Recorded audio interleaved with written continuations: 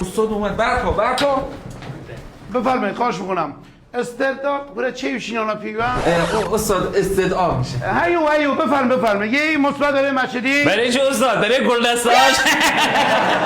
برای خن ندار خوشت میاد بکنم 5 کم اسم تو چیزا در نخور محمدی استاد. کیه محمدی صلوات محمدی. الله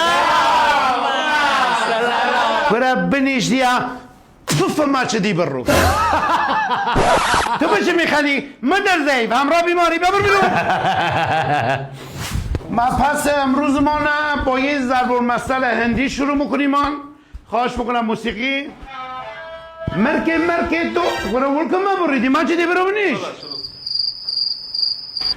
مرکه دو دلای گچم جاپر نئی آیه خب این یعنی چه آمیتا باشا؟ برای آشکاری رای یعنی به درد کسی خوردی به دردت نخورد به دردش بخوری به درد نخوری. استاد یه سال زمین تخت یا گرده؟ میشه یکم توضیح بدی با این لحن گیرات؟ زمین تخت عقب مانده. اگر زمین گرد می بود من بعد الان اینجوری درس میدادم. مبحث بعدی من ریاضیه. مخوایم اندازه استوانه را در بیاریم از اون نودانمه نمیخوایم بیا اینجا.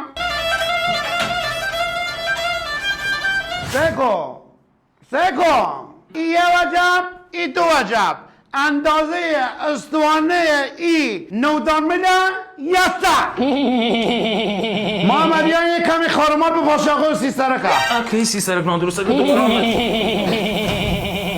آقایان برای امروز بسن کسگم خسه موسیقی مد یک کردی باری بزن تا بریم رامان. گلشن روی عزیز نزاکت پاش